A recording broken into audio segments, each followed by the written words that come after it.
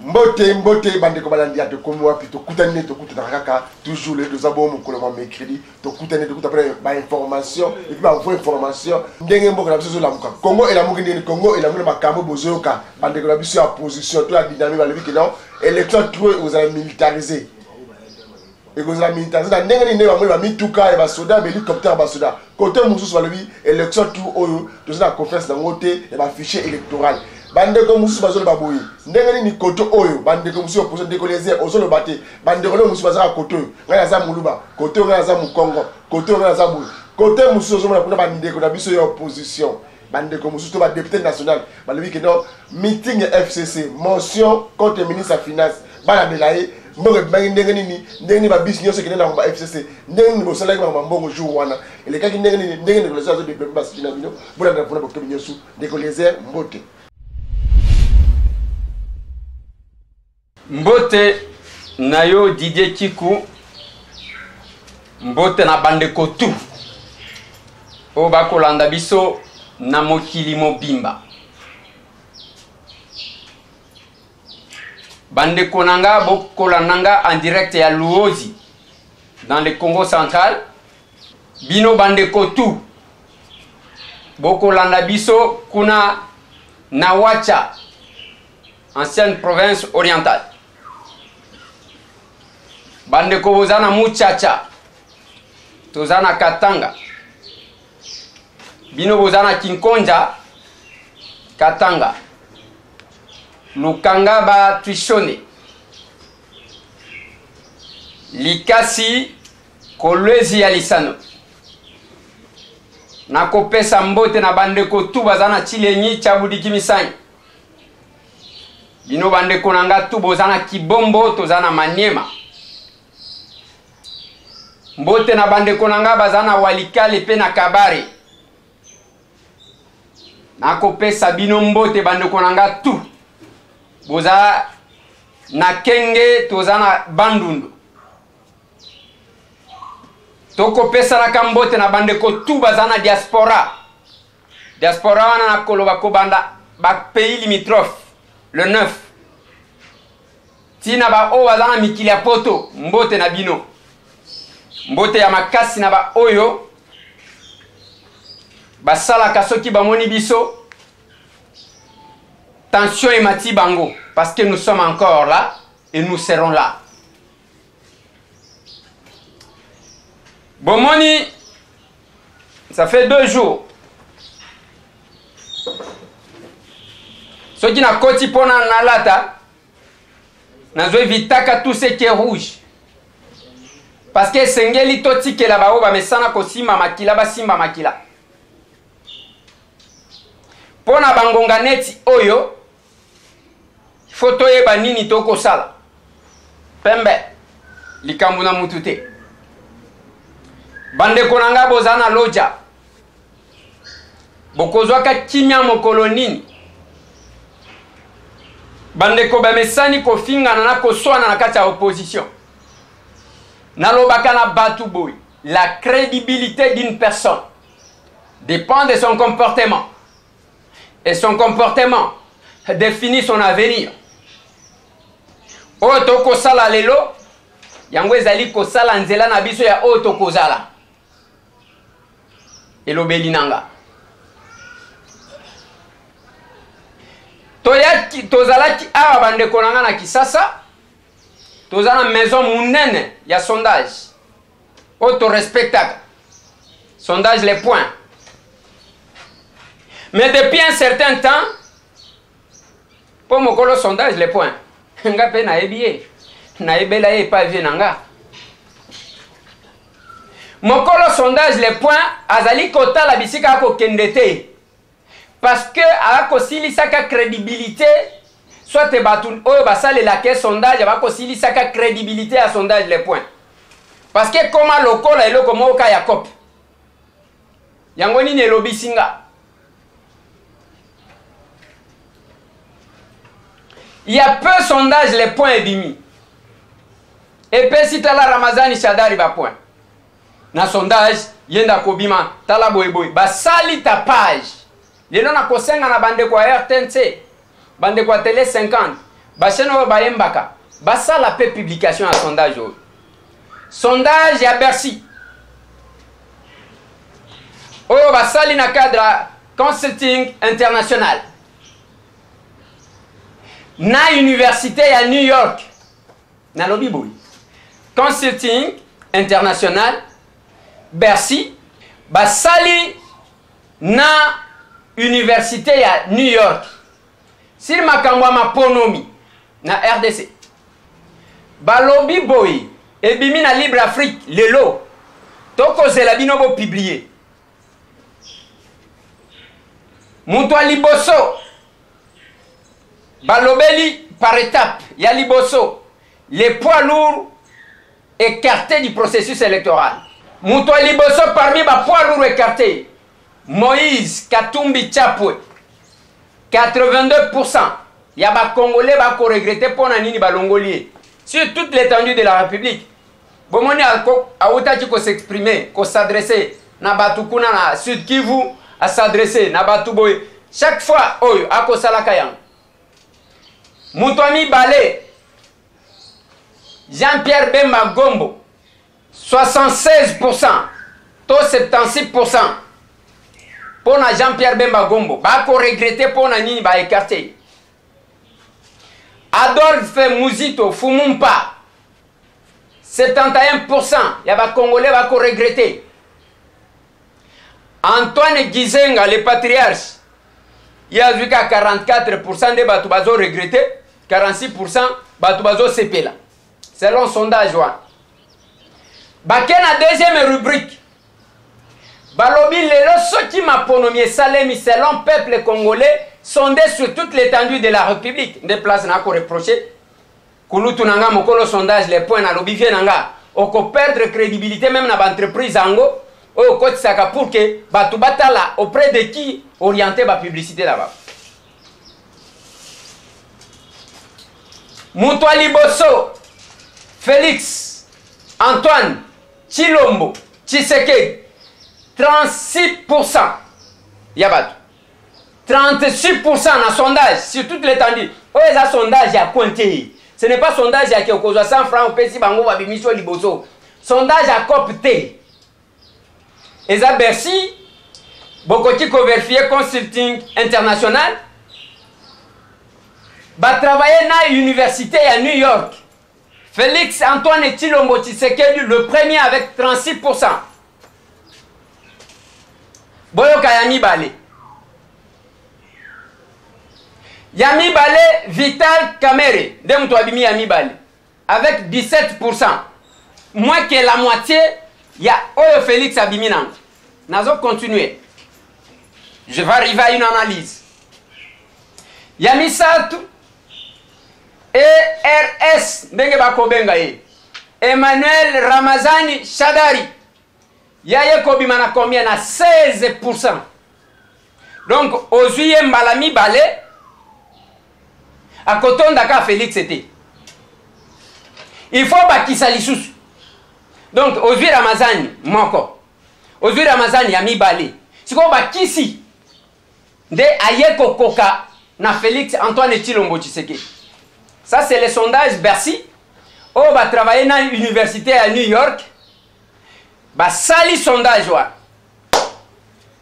Yami Sat, Yaminei, Martin Fayoulou Madidi 8%. Et enfin les profs Matungulu Mbuyam 5%. C'est qu'on sur 21 candidats ou 21 candidatures. Tozi Kakabato 5. Nakanisa kitoko.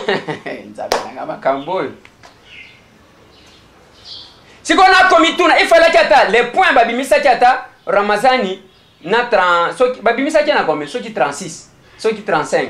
Donc l'inverse c'est à Makamoubango Babimisa. Vraiment l'inverse. Il fallait qu'il y ait du matin à peu près. Mais ça pose problème. Bakoya pour expliquer, tu vois les sondages, papa. Ceux qui ont une crédibilité à Bomoto na yo na eloko na yo. Zala moi objectif. Au moins biso batambo. Oko inanga, oko linganga. Quand je parle, je vérifie, il n'a pas d'information, il y a le couteau, il y a formol, il y a sentiment, il y a Bandeko nanga, c'est ça les sondages to meme libino. Yango nga nalobaki na bandeko. Bandeko bolinga kabiloko ya kofinga na pona bikolo na bino. Na kopekisa bino te. Bokende kofingana. Ona za mukongo bofingana. Ona za muluba bofingana. Soki bosilisi kofingana bikolo na bino, boya to bundela Congo. Na lobi boy. Bofingana pona bikolo na bino muto akopekisa pe moninga azate. Kende nga muluba. Baluba nini batindio? Nga mukongo nini atindio? Sale la sentiment na yo. Sale la sentiment na yo. Bo sala buzoba na bino nenge boko sala. Soki bosilisi boko yato bundela Congo. Ce n'est pas le moment de faire la distraction. Le peuple congolais a une volonté manifeste et exprimée. Celle de voir les choses changer dans son pays. Bino boko sa distraction ya pamba pamba. Meeting ya FCC Salemia. Matata ponyo azala kite. Il y a mécontentement à FCC. Bozolo Belangote. Boyaka Félix Asali. Et Katumbi Asali. C'est quoi cette histoire-là? Les sondages en et Binisi. D'abord, Batali Sibinoke. Bemba, na Katumbi, ce sont les poids lourds. On va écarter, na Mouzito. Les poids lourds de l'opposition écartés. Patriarche a chité dans le sondage. A quoi ingate mtuna lobby. Baya kota la ba batika li banani baza fort sur toute l'étendue de la République. Balobi Félix Antoine Tshilombo Tshisekedi azata atana mutu mokote atelemi na katikati na ye. Bango tout na se ya fati. Et puis batu oyo basali sondage, j'ai aimé le commentaire, il y a journaliste il y a RFI. Alobi même pour na ko tricher. FC sa kozala na musala makasi pour ka tricher.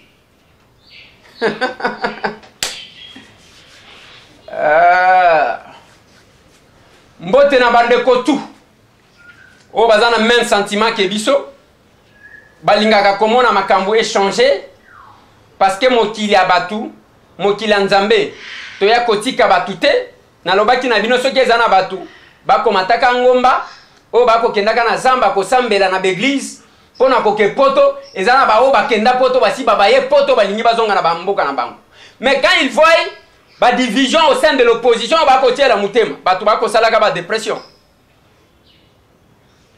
Batu bako salaka ba tension. Mais moi je considère que le linge sale devrait se laver en famille.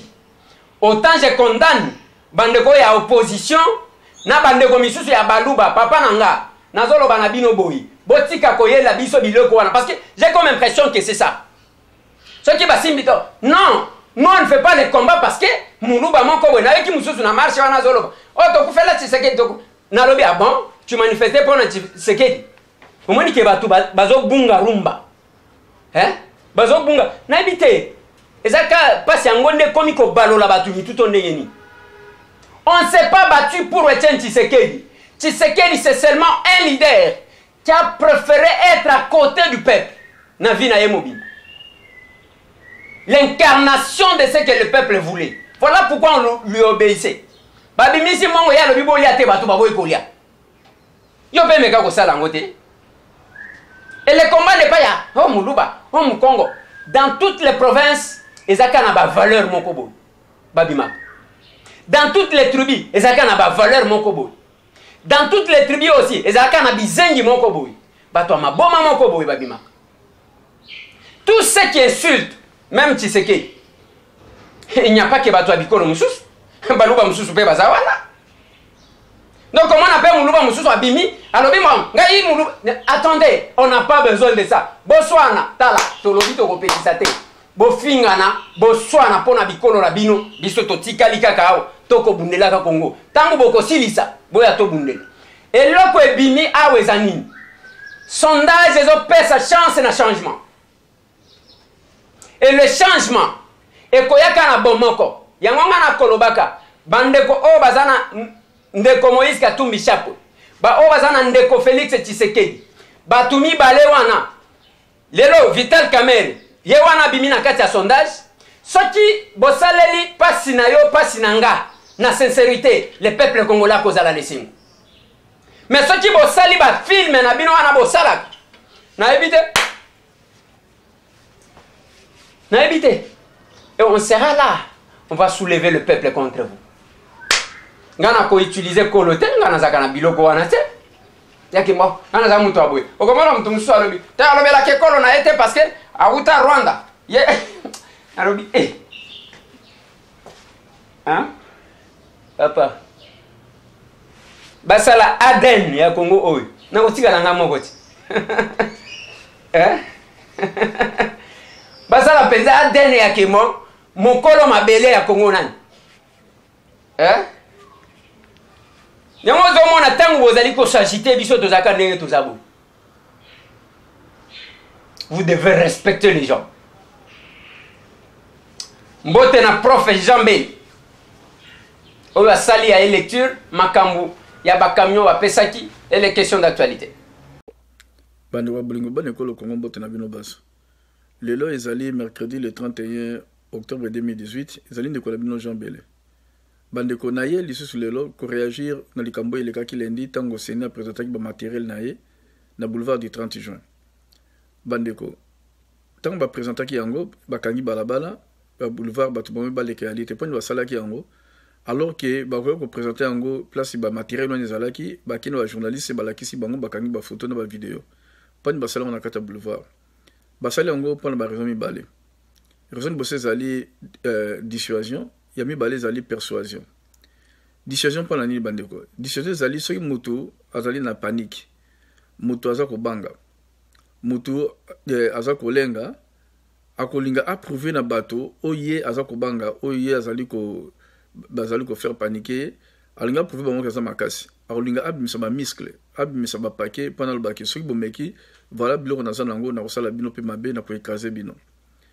Eloko ezali wana ezali kaka senite ezali pe gouvernement o ezali na kati wana yende penda mutu azali na kati ya panique aza na panique pona ndenge bazoyoka makambo ya application article 64 pona ni baza na panique bandeko baza na panique pona bayebi ke soki article application article 64 salemi ezali article ezoko yebisa ke ba congolais nyonso bakoki ko participer nango pa ezali obligation constitutionnelle na biso et kozala kaka biso te biso moko oyo tozo ko initier yango na ba civil et vous allez bandeko bazala kati ya mapinga na ba service belé la kati ya école na biso oyo bazozela kali kamone salema parce que bango moko pe lelo bazali ba prisonnier bazolinga te ba me conseil loko parce que bazo risquer vie na bango mais bayebi ke mboka ezo kenda njela ya mabe bango nyonso bakokota na kati wana yango moni bobangi wana ezali yango no moni ministre de la défense azalaki wana ministre intérieur azalaki wana bato nyonso bali na ba chargeur ya service de sécurité pe bazalaki wana ezali pas pour dissuader pe ceux qui pe mokolo ya élection ceux qui t'ont triché bosali matata bota la biloko tozana yango nyonso les na kati ya dissuasion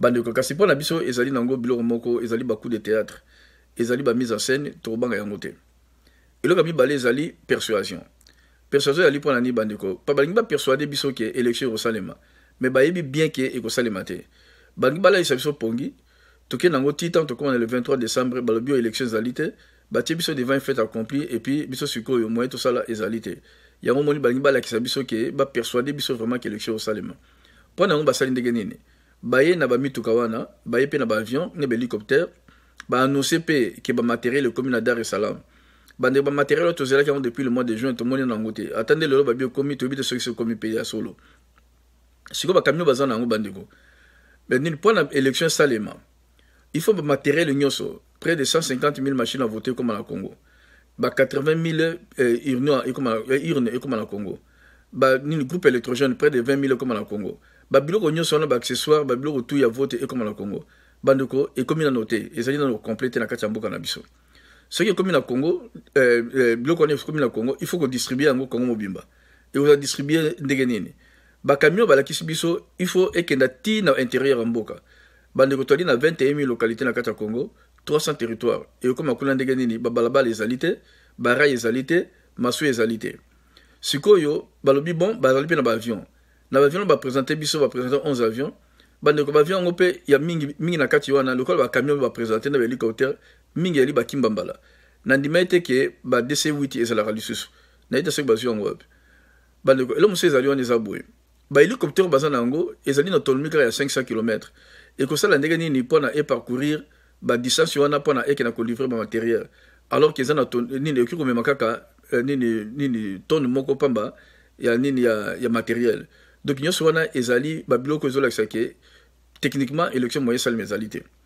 bandeko ata soki biloko nyonso esalemi admettons que miracle esalemi biloko nyonso wana ekomi la destination il faut koinstalle yango mpona koinstalle yango na 21 000 localités et puis na 300 territoires na bamboka nyonso il faut batechnicien tozala besoin au moins il y a 200 000 techniciens et c'est basi baformer bango déjà papa technicien il faut bazala parce que matériel est tombé en panne il faut moto réparer yango ata les élections au salema et c'est basi baformer bango et na bamboka la biso kuna bato kutu bamona na ba ordinateur te et au salema ndenge nini voilà bandeko là tolobi ke ekozala pratiquement impossible pona bato bakoya kosala makambo wana nyonso te na 2 ans sikoyo toli na moins de 2 mois bakosala yango ndenge nini yango wana nyonso wana ezali mangungu jamais kobanga bandeko tobanga eloko moko te eloko wana ndenge so bazoloba wana ezala mangungu biso tant tokolaki toyebaki yango bana mike tant toyaki bana mike makambo mangungu donc tobanga yango te bandeko ezali bon ndeko na bino Jean Belé merci.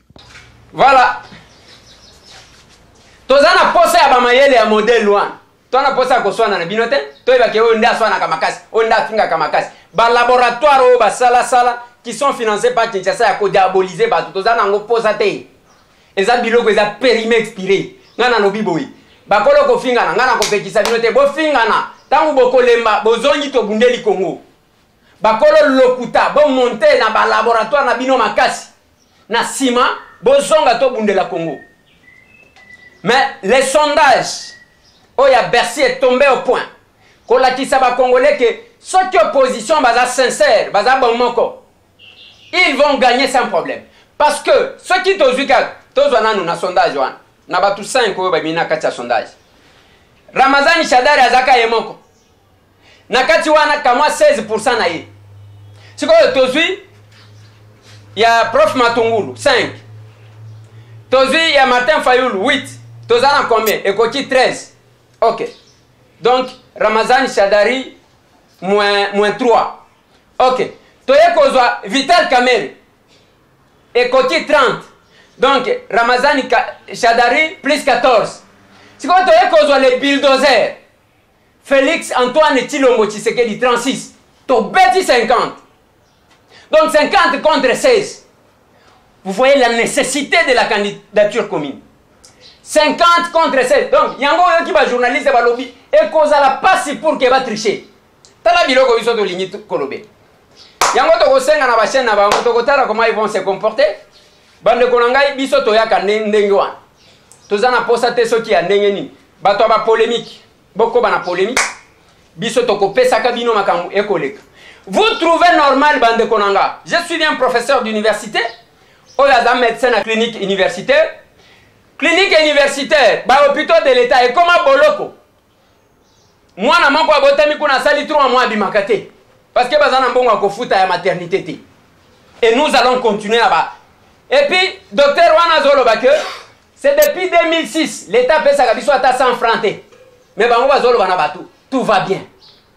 Basali meeting ba lobi, mais vous les professeurs vous devez venir là. Na moni pe papa nangai évêque Pascal Mukuna, mais ma renaissance, a tchepano roi. Nzambe nanga. Na lobi, oyo renaissance, ceux qui est dans marche à opposition. Les hommes à côté de Mawan, les meetings de l'opposition. Wana qui se prétend se battre pour le changement. Au meeting à opposition, ils ont échec. Mais attendez, marche à opposition. Échec par rapport à quoi? Ce sont les courageux qui vont là-bas. Yango bande konanga, mutoko kumisa ndenge ni tosalela kibino analyse muke et totali sibino ke eloko wana eza échec. Contenu. Les gens avec qui va député. Vous voyez que parlement où il faut que tout change. Yoka, question orale, ceux qui question orale adressée au ministre de la Finance. Mbongo ebimaki mokoloane ebimaki na ndengini. Na lobi boy. Bino ba député bozangi misala ko sala to ndengini. Plus grande question est que tous les bureaux de l'État étaient fermés. C'est un manque à gagner à combien? Mokoloane. Tous les bureaux de l'État. Nyonso ba cadena. Vous ne savez même pas interpeller qui que ce soit. Bokeka est pas ministre de la Finance. Bon, wana lokola akoti kolomba pour que mais attendez. Et puis question orale na bino wana ekosala nini? Na eloko na bango tonda FCC wa. Voilà là où nous attendons ceux qui veulent le changement critiquer. On n'attend pas ceux qui veulent le changement. Oyelinga ba dossier tala mupiko. O Moïse Katumbi, ayiba, atekani. C'est ngana lobi wa tumitu ezo sala te. Boya ko démontrer ngai. Je ne suis pas là pour défendre un individu, mais je dois dire ce que je sais. minere ezali ko dépendre na gouverneur nini boye bisanga minere je suis descendu à Kolwezi na côté la bino tourner nanga Kolwezi à son temps na kenda Lubumbashi j'ai mené cette enquête pendant que Moïse azalaki gouverneur on ne se connaissait pas avec lui en tant que journaliste. Ils ont relevé na gouvernement national. Boko ya na senga kaboya bola kisabiso mécanisme ngo ya ke le gouverneur a koti kozwa compétence ya ministre national ya mine pona ko bana koteka ba minéré. Boye sakangata ngo ika sanja zana kati ya minéré te. Paluko zana kati ya minéré te. Tous ces gens là bazana kati ya ba minéré. Parce que minéré ça partout. Awa na mwanda biloko ezakuna. Tango bako signer ba contrat oya makamba ba pétrole na mwanda. Est-ce que Mbadu même Boyakuvi azaki koko dans la carte? Ce n'est pas de sa compétence. Bonne ignorance jusqu'à ce niveau boy. Et vous pensez que ceux qui katumbi azalake c'est grâce à ba minéraux, ceux qui n'engeni balinga ki ba lukela soit na ba fraude fiscale soit na ba minéraux wan. Et pour nani bazo kena makamba bandaku, oh bandaku ba mercenaires. C'est parce que ce côté là moyen à cause les athées. Boni boy, quoi distraction. C'est la même chose nazo tunabino. Et Félix akeko zo 3 millions. Ba pesi e pa nani. Mutu mwa yeko betela ngali solo. To mona tisha marka kenda ke pa olenga nkoi tango abimi yenda pesi e 3 millions 500 na lobi. OK. 3 millions 500 wana olenga nkoi azana banque na ndaku na ye wana. Abimi na ba carton to ne bomoni degré ya lokuta ya modèle wana. Degré ya lokuta. Félix ezamba la liboso ko bimisele makamba modèle wana. Oh azote ke bemba papa na ye. Et alinya comme premier ministre. Et bemba papa na ye wana koteka et tout li siko mutu akosomba zate. O Félix a tête eu des pèses. Et si li kagate. Quel que soit ça, t'as la longueur 36%. O ya landeli 17. C'est que o ya landeli ceux qui osent 2 fois. Il faut bâtir ça 2.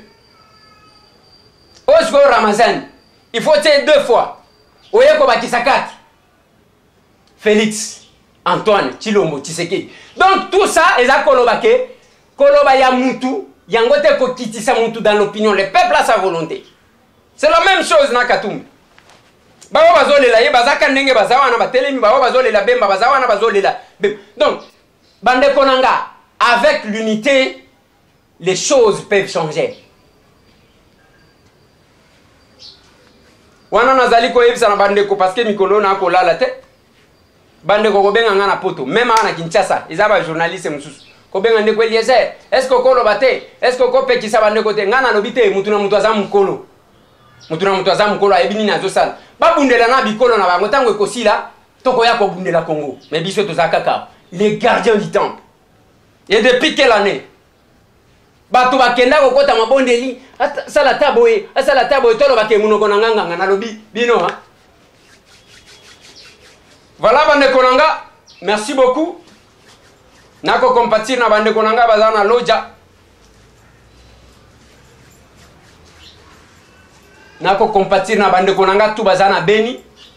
Je dois profiter de ce micro pour féliciter mon amboka Gaston Moussemena ya FCC, ministre de l'enseignement primaire et secondaire. Gaston Moussemena batunia mutuna bien que ministre. Grève ya bande kwa Beni omona ngondenge nini alobi bazana raison échanger ye nani soki otali mwa mobali wana azaka trop de sentiments te akoki kosala makambo na ye merci chef akatikati mais azaka trop de sentiments te il est la calme ayembaka jalelo ya trop te soki ayembaka na butunga na yebi te mais Gaston batuni ye grève ya benseignant bazana raison parce que bato bakozala na insécurité ya modèle wana te membre ya gouvernement et puis mutu ya PPDP ya FCC ya yo yango wana mwana province orientale le Congo a besoin ya bato oyo même ceux qui maman na ya sale loko ya mabalo banaye que te oyo sali quand même ezaya mabe ça ne coûte rien. Merci Didier natikela yo tozwaki mwa temps wana pona otalisa bango tokozela oyo koya ndenge makambo kozala. J'ai fait un service ba fret aérien et comment kokende moko ekenda ki lobby ekenda ka ba fret aérien ozana ngo posa akopesa merci na bandeko nyonso ya Suisse parce que ndenge bakuti na mama Blandine Kleber oyo apesi place à kobomba biloko dépôt na bandeko tout ya Suisse chaque mois ezaka na wagon moko ekendaka ozana posa yake otindela batu biloko akofete soki nini bar vende wana bazo charger yango mbangu mbangu pour que et comme au plus tard le 23 pour na ba festivité batu ba sepela au plus tard le 23 au lieu tinda biloko ba fête biloko nini c'est maintenant welisa na bar 22. Merci Didier, je crois tout le monde muteme vimbio melande maya pio biso tozaka kabo bande kwa RDC monde bobo sanate il est tozana fin du mois kakaboy kakoloba loba osho chambongo na libenga Congo na ocha yango te na kakoloba.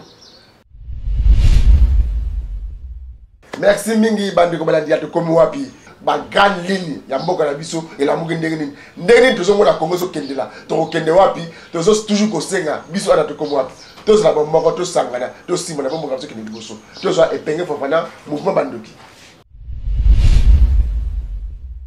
Merci na mon mboka moi ko lupango ndeko Eliezer comme d'habitude ndenge to lobaka a ndenge Eliezer azo défendre Sankuru bo pese komota et la kisi que Eliezer Tambwe azana bolingo ya Congo ça dit place nyoso Congo ezobela ya tika kati yango na kosenga na grand frère Lushima Njati mtete la solo na makambo ezoleka na Sankuru okosala plateau na papita mbate parce que oza moko oyo penda ya Sankuru mais tozo comprendre chaque année Sankuru komi abattoir lokola Beni mais Lushima Njati na chaîne nationale moko fierté ya Sankuru molobelaka elokoti lelo mouvement bandoki ezana inquiétude moko quand le telemelaka toujours ndeto lobaka parce que na Congo toyebi boulangerie moko o depuis ya bazana pe moko ya qualité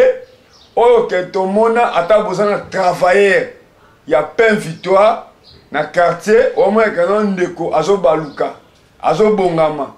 Mais comment on a lelo boulangerie moko oyo et se retrouvé na 4e mairie nanenge etongama nanenge esili ceux qui osent même na première ri ozomara eloko moko ya munai mais comment na nanenge etongami nanenge fungomi mukolo lupangu lokola André Kimbuta yango gouverneur de la ville tina nenga basale loko wana batikala kobenga ete pourquoi tolobi yango totikala komona image ya inauguration nango te ke tomona kano André Kimbuta yango azalaki a péché a délégué peut-être lisonaye zéro tomoni ka tango ekwei bato belé bakufi pe tomoni les jours là toyi ko comprendre que non ba graine oyo basalaka farine parce que ton moni tango mwana mboka Silvano Kasongo commandant la ville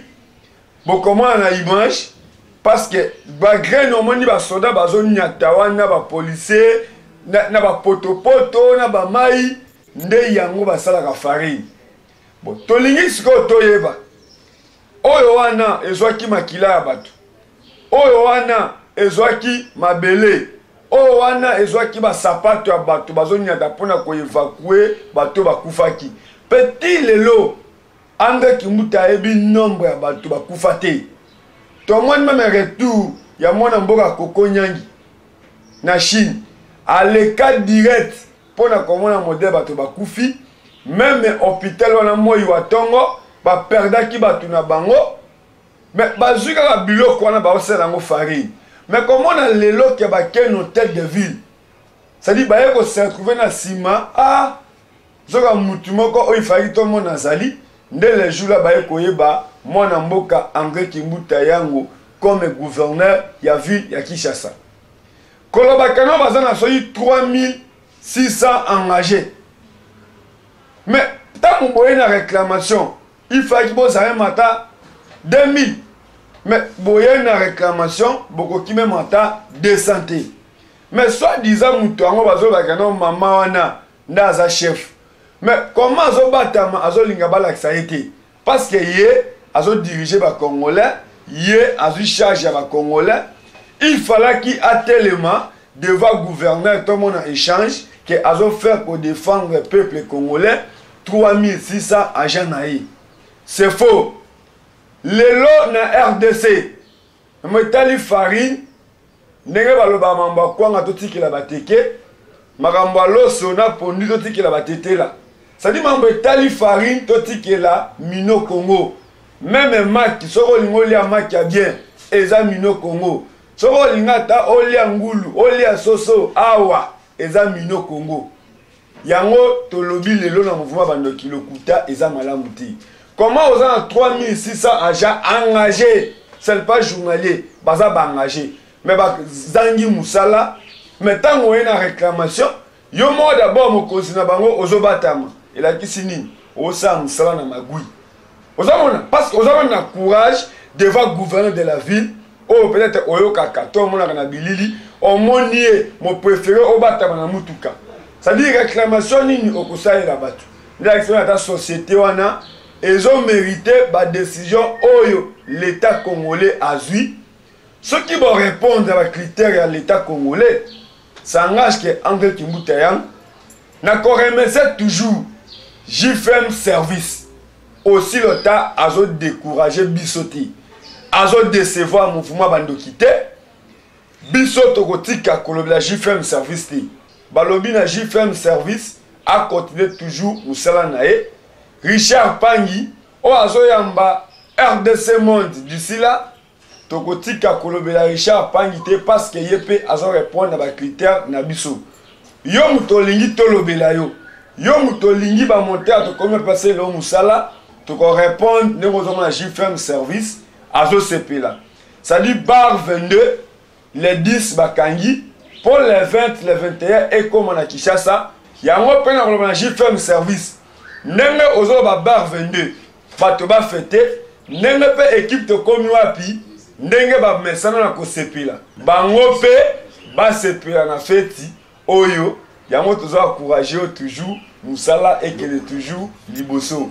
JFM service atika équipe ya to komi wapi te. Merci na zongi micro comme d'habitude.